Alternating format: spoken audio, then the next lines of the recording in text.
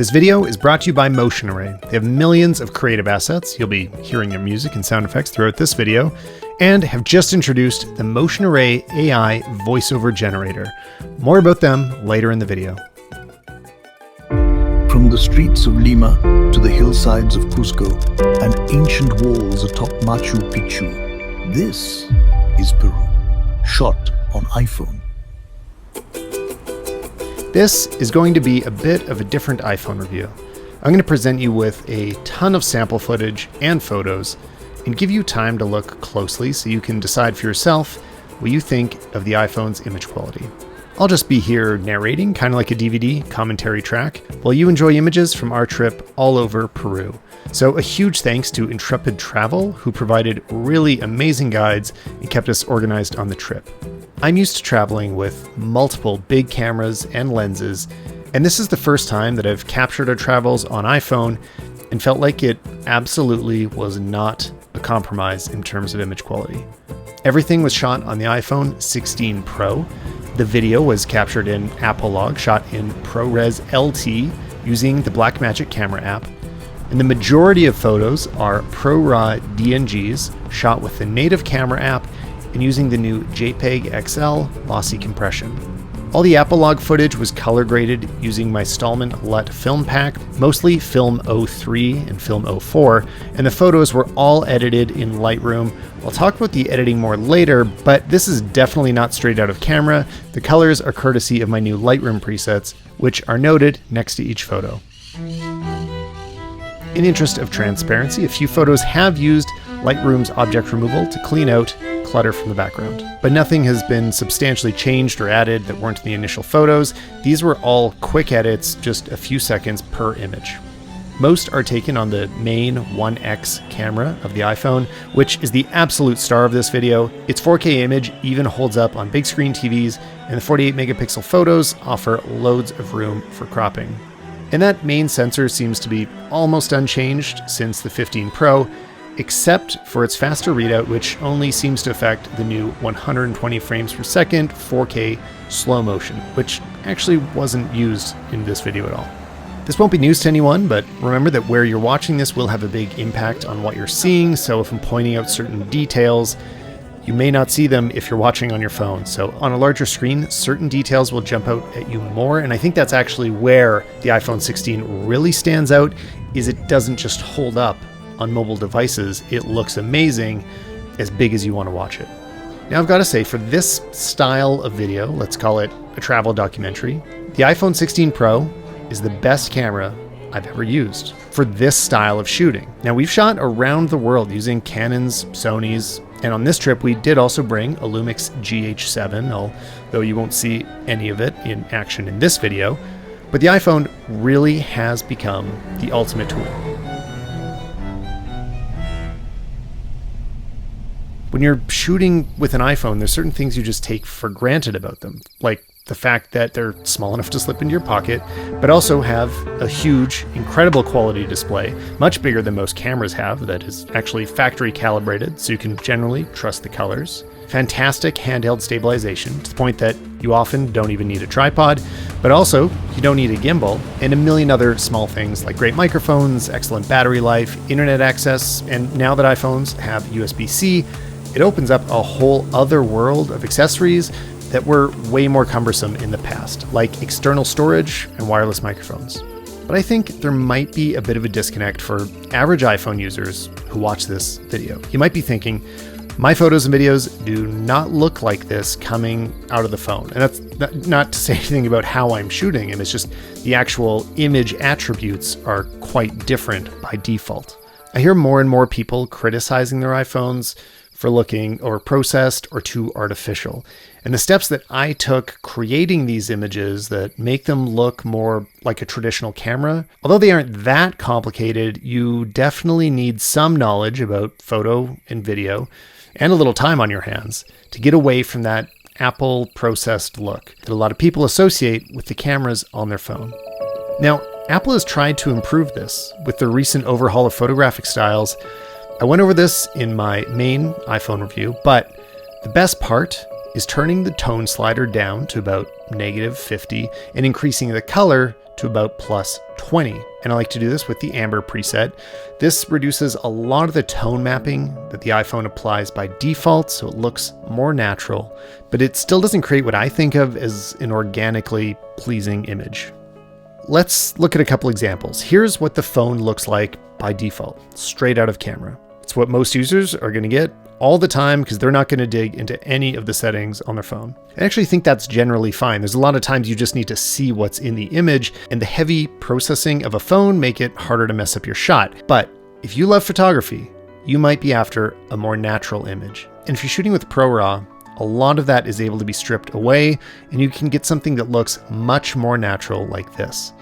Now, by shifting the tonal profile of the image and taking a more filmic approach to the colors, we can get results more like this. Let's see a few more examples. This is the default, and this is Apple's amber photographic style with the settings I recommended. And here it is after my processing. Now, maybe you have completely different taste from me, but I know there are a lot of photographers out there who would love to get these more film-like results without jumping through the hoops of third-party software. And I'm happy that it provides an opportunity for someone like me to sell presets on the side, but Apple really should be handling this themselves. By the way, I threw around words like film and filmic a lot, and I don't mean those to literally look like celluloid, like it doesn't have to be emulating something real, but treating colors in the same way that we have historically for 100 years with the film process, and we don't have a better word for it right now. Filmic just sounds better than like taking authorship of your colors or something like that. The thing that you can't do with photographic styles is to turn off the aggressive sharpening that Apple adds to their images. It's designed to look great on smaller screens or on social media, but when you look at an image up close, it does look too processed and digital. We could really use an easier way to turn this down other than just shooting RAW. By the way, I'm sure a few people in the comments are going to mention the app Halide and its new feature Process Zero as a solution to more natural looking images. I love the app. I've had the Halide guys on my podcast, but to me, Process Zero images just look worse with no real benefit. I think that the conversation around the way AI is handled in the iPhone's camera is way overstated. We don't know the exact details of it, but to me, dynamic tone mapping does not qualify as any kind of AI. So even though Apple's ProRAW format does have some baked-in decisions already made, some of which I don't love, like it applies too much noise reduction in low light, but the fact that an iPhone can create a clean HDR stack from images all taken in the same moment, that is a real photo to me, and it's easy to make it look as natural as you want. And there's a new feature on the iPhone 16 Pro that also makes ProRAW really shine, and I think it's completely misunderstood. There's a new option in settings to change your DNG compression from JPEG lossless to JPEG XL lossy. This reduces of your RAW files from about 70 megabytes down to around 15. The files are only 1/4 of the size and retain all of the image quality and resolution. I've tested them thoroughly, and I don't think there's any good reason to use the old lossless codec. And this is where I think people are really confused. When you change the setting, you're still shooting the same RAW photos you were before with all of the editing flexibility. You just never had to worry about the codec before inside of those DNGs. And JPEG XL is a shockingly more efficient and modern codec than JPEG lossless, which was in there before, whether you knew it or not.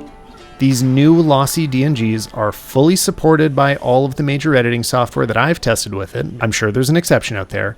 And if you want to send the photo somewhere that RAW isn't supported, like in a text, it will just send a small JPEG, so you don't really have to worry about it. JPEG XL also has its own file format, so that would be a .jxl, and I really hope that next year that becomes the default file format for all iPhone photos and is just the widely adopted format of the internet. It's powerful and robust enough to replace JPEGs, GIFs, PNGs, even TIFFs, and as we see here, raw DNG files. So this really is, to me, the format of the future. I hope we see more of it. So we've gone over a lot about photo quality. Let's dig into video a little bit more. When they added Apple Log to the iPhone 15 Pro, it was the biggest improvement we've ever seen in iPhones for professional video work. They added ProRes the year before, but it really didn't matter if your phone already had all of that strong HDR processing that the phone applies to it. Apple Log strips away all of that tone mapping, sharpening, and phone-looking colors to give you real professional flexibility. Color grading in Resolve feels just like working with a Canon, a Sony, a Red camera. Of course, the smaller sensor means it'll never quite match up, but Apple Log can easily be cut into a TV show or a movie. And in case you haven't worked with log footage before, this is what it looks like when it comes straight out of the camera. And then this is what it looks like with Apple's default LUT applied, which Final Cut does automatically. I wish the phone would preview it like this as well, so we didn't have to look at the flat colors. And this is what it looks like with the Stalman transform LUT. This is just kind of a more natural response, like a traditional camera. And then this is what it looks like with a creative filmic LUT to give it a little more flavor. There are still some unsolved problems right now when you're shooting professional video on an iPhone, which we do for our clients all the time, so I keep running into these. Some of them are that the native camera app still only records in ProRes 422 HQ, which is a massive format that only big budget productions would need, so that means that most users need to use a third-party app. If you want a dead simple way to get the same results as in this video, you can use Kino. It's the same team that made Halide. It has my Stalman Film 3 LUT built in, so you don't have to do any color grading later. Your video will just look like this out of the box. But more often I'm shooting with Blackmagic Camera, which is what I used for this video, and it has just about every feature that filmmakers would expect from a bigger camera, so I really enjoy that. But it can be pretty complicated for average users. Also, these third-party apps don't have some of the same API access to the camera that Apple does. So in recent versions of iOS, this has led to some instability and inconsistent results, especially in regards to image stabilization, and that's been driving me crazy. Apple has also launched their own dedicated video app, Final Cut Camera, but it has its own share of bugs that have led me to use it less. One feature I completely neglected in my initial review was the new ultra-wide camera, and I think that's because I felt a little meh about it. I was really excited to hear that it would be 48 megapixels, just like the main camera, but unfortunately the sensor is the same size as the iPhone 15 Pro. I use the ultra-wide all the time. I love this lens. So I don't want to have any trade-offs in terms of image quality, but it's still not at the same level in terms of low light or dynamic range. And when Apple announced that both Pro phones would now have the 5x lens, I mentioned that I was a bit disappointed because I use the 3x so heavily, and I think I stick by that. A 77mm equivalent lens just has more uses than 120mm. But I did get a lot of images that I love with it. Seems like it's a better sensor than the 3x was. And I think when most people zoom in on a phone, they just want to see something far away. They're not worried about composition in the same way. Just like the ultra-wide, I want the sensor to get bigger, but overall, it's fun to have that telephoto reach. I think if I were making a travel documentary, the three situations I would still pull out a bigger camera for are low light, where a large sensor always helps, portraits and interviews, where I want to have shallow depth of field, that's generally important to me, and then telephoto shots, just to have that extra reach with full image quality and proper depth of field. One of the flagship features of the iPhone 16 announcement is camera control, and I think generally the response is kind of lukewarm. On Threads and Twitter, I've seen plenty of people say that they're just turning it off. Personally, I turned off all of the extra settings, like when you soft press it and flip through exposure and all that. I kept accidentally activating it, so I'm not using it that way. But I did find it to be very helpful on this trip. What I did is assign the action button to activate Blackmagic Camera. So that's how I jump into instantly shooting professional quality videos. Then the camera control button would activate raw photos in the default camera app, and that way I could quickly jump back and forth between photo and video. And this is just because Apple's camera app really isn't well suited to shooting professional type videos, so I still need to regularly launch a third-party app to get great videos.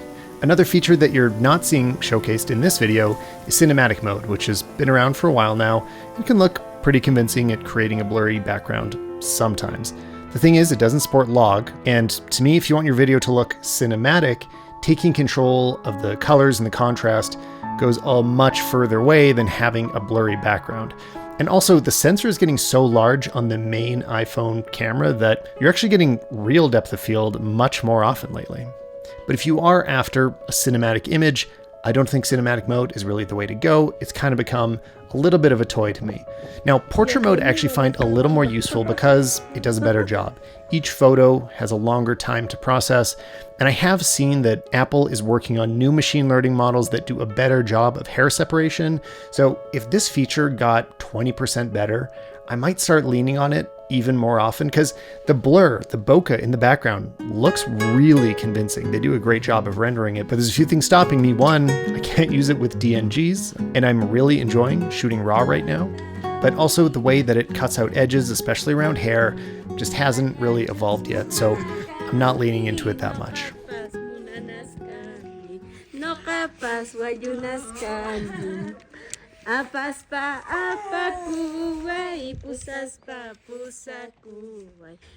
Another feature that's new to the 16 Pro, but not available on the 16, is it now has faster transfer speeds over USB 3 because the regular 16 only uses USB 2.0. It's quite a bit slower.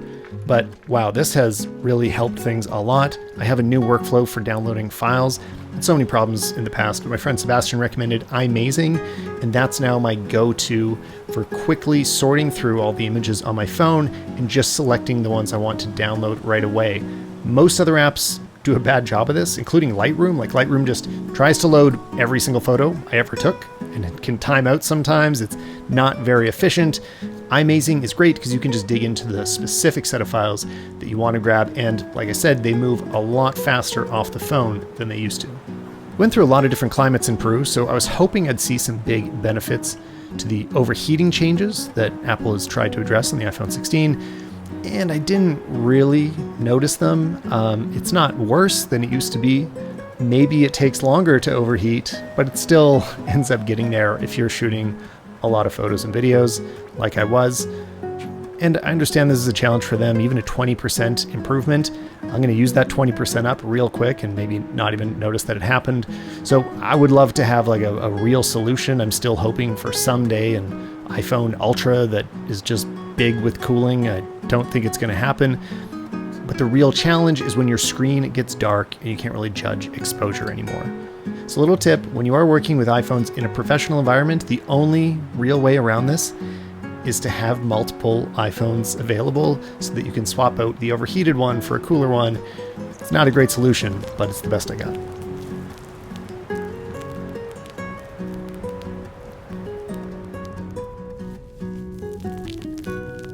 I hope you're enjoying Peru with me. I want to really quickly show you how I edit these photos in Lightroom to get the most out of the Pro RAW files. It only takes a second per photo, but first, let's take another look at Motion Array, sponsor of this video. Now, if you haven't used them before, visit this website and be a little overwhelmed at first at just how many different options they have. So first, I clicked into video templates here. Let's actually go to Final Cut Pro. They have all of the major editing platforms, by the way, whichever one you're using. And as you hover over these are basically, like, these are full video templates. These are sort of edited videos where you just insert your own footage and text, and you get something that looks great. And that's the kind of thing Motion Array is known for, just tons of resources for creatives. They've also got presets. Let's click into motion graphics because I've used these in quite a few projects. I find them really useful. There's things like fonts that are animated, so you just drop these into your project really easily. Arrows are infinitely useful. Stickers for YouTube subscribe buttons. I mean, it really goes on and on and on. They have so many resources in here. They also have essentials like stock footage. So if there's a clip that you're missing, you can add it from their collection. Of course, lots of music. You were hearing it throughout this video. Also sound effects. You also heard those in this video, and so much more. But let's focus on what's new. VoiceOver. You already heard the AI voiceover at the beginning of this video. Hey, VoiceOver, are you still there? You betcha, Tyler. I'm around for anything you need. It's pretty good, huh?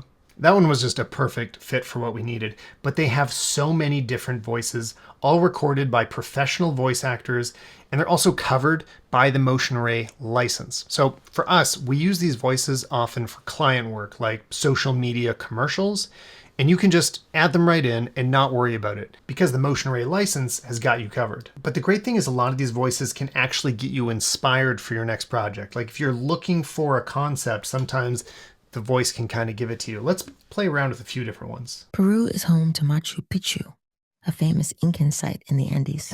Let's try Still Waters. The Amazon River begins in Peru's Amazon rainforest. This one's step by step. And also notice they're all categorized like health and wellness, social. Up here at the top, you can sort by gender, but also there's video categories, and this really helps you skip ahead to specific use cases you might need. Lima, Peru's capital, is known for history and amazing food. And some of them really have character too. Like I can just play their own samples. That cheekily suggests you've earned this before you enter your text. So let's hear our text. Peru has over 4,000 types of potatoes, first grown here by ancient cultures. Now let's check the categories again. How about something for like a movie trailer? This one. Peru has coastlines, mountains, and rainforests, creating a wide range of climates and ecosystems. It just takes a few seconds to generate each one, and then you can download it to your computer, or you can modify it. Like, so if you found that last one too slow, you can click on speed, and the voice just speaks a little bit faster. Same thing with emotions. I found that the curious and surprised were really helpful in generating some of the things I've been using lately. So if you can tell how useful these voiceovers are, there's a few different packages that can help you out. Everything gets you everything. I mean, everything on Motion Array. Remember how many different assets I was showing you they have? Whatever you see, you can click and download it. I love to have access all at your fingertips, and the license works for any type of project. Or if you just need the AI voiceover, you can get that as its own plan for only $14.99 a month. Motion Array is an amazing resource. So whatever your next creative project is, you know that they'll have something that can help you out with it. So check them out. There's a link in the description below so that you know that you heard about them in this video. And thanks again to Motion Array for sponsoring this video. Let's jump over to Lightroom. So I promise this will be easy. If you're used to editing raw photos, you might already know some of the basics. The big difference when you're working with iPhone photos is you need to switch off this Apple ProRAW profile. This is basically applying all of the tone mapping that is being used in every iPhone photo and switch it to one of Adobe's colors. I like Adobe Color, and look at that, it looks terrible. It's interesting, you'll actually find this is really common. Once you take away the tone mapping, the iPhone is underexposing a lot of its photos to extend the dynamic range. So you do have to go into the exposure controls and recover it. And then if you want some sort of more normal tone mapping, which I like to do, I'd, bring the highlights down and the shadows up a little bit until you're kind of back to a normal place. Let's go back to this photo of Anya because I absolutely love it. Bring the exposure back a little bit. You do have to do the step for every single photo, but once it's looking pretty good, all I do after that is head over to my presets. It's kind of like a cheat code. I just scroll through them, find the best one, make sure that I'm applying the right one for either a RAW file or a DNG/HEIC. And there we go. We're pretty much there. Warm it up a little. There are also some tools in here like this sky dark blue. We'll just hit the sky with a little bit of richness.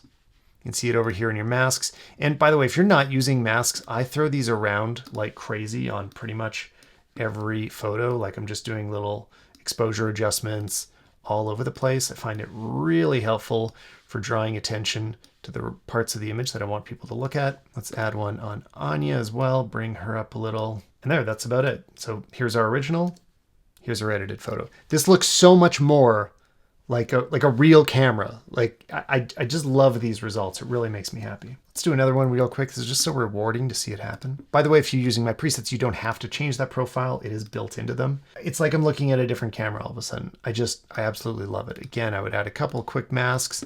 Maybe one to bring attention to the center of the image, darken the side a little bit. And that's how I edited these photos. So thanks for sticking around. I know this is a pretty long video, but I think we went over some pretty good stuff in it. Subscribe if you want to know more. I go over the iPhone and photography and video all the time. So I'll see you in the next one.